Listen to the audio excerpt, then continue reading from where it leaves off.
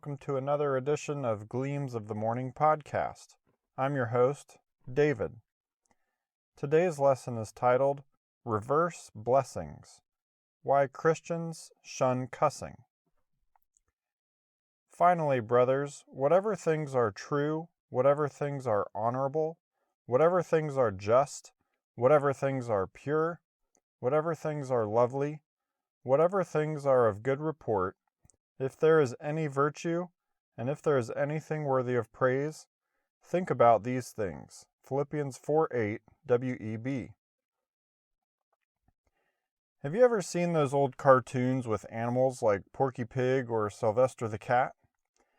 It seems like they're always getting hurt, yet you never hear them use cuss words. Instead, they may say some veggie cuss word, or you may see a string of punctuation marks meant to censor their swearing. While it seems comical in a cartoon world, it has made me wonder if animals cuss in real life. Are there bird chirps or squirrel squeaks that have a similar meaning to our swear words? We know very little about animal languages and communication meaning. Believe it or not, scientists have investigated this question on a limited basis. It seems most animals don't have the language capacity to use a concept as advanced as cuss words. You see, these words are a symbol meant to communicate our displeasure or even hate. Most animals cannot use symbols, so they probably don't cuss. There is one notable exception. Monkeys can understand symbols and successfully learn sign language. One of the quickest things they pick up on is how to use signs as insults, which are more or less akin to our cuss words. It seems researchers did not teach this. The monkeys simply started doing it all on their own. This shows me how drastically sin has impacted all the animal kingdom, beyond humans. Aside from monkeys, most animals probably can't swear, but they can be nasty and disrespectful. Humans, on the other hand, are different. We can choose to control our instincts. When feelings of rage or anger wash over us, we can decide how to handle those emotions. Christians have long prohibited such language. Why do Christians have a reputation for anti-swearing? It's a part of everyday language for most of society. In fact, our insistence on avoiding specific words has given us a reputation as prudes. I think this idea comes primarily from James 5:12, which says a follower of Jesus shouldn't swear. There are several other New Testament verses that also support this idea. Many Christians consider using forbidden words a sin. Less than a century ago, conservative Christian denominations in the United States would kick congregants out based on accusations of swearing alone. Does uttering a few four-letter words really have that much power? Can such a thing keep you out of heaven? When I was a teenager, I heard another teen justify using the word hell because it's in the Bible. There is some classic teenager logic for you. As an adult, I have seen articles claim scientists say swearing is good for you. And it's partly true. Saying forbidden words as a response to pain does lessen the pain you feel.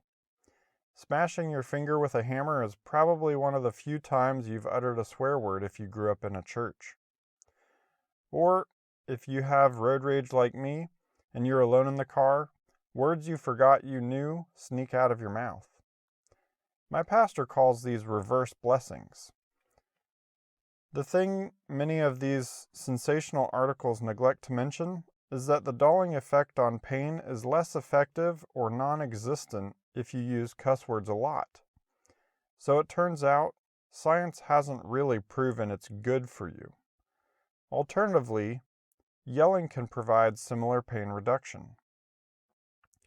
So why does the Bible advise against swearing? We need to distinguish between cursing, swearing, and cussing.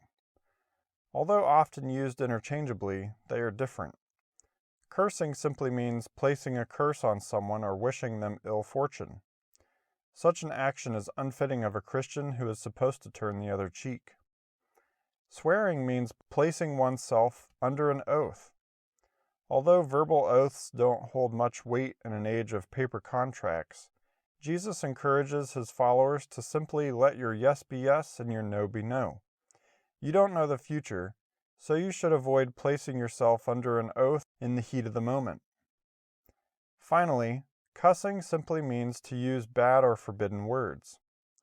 Paul encourages us repeatedly to only say things that build each other up.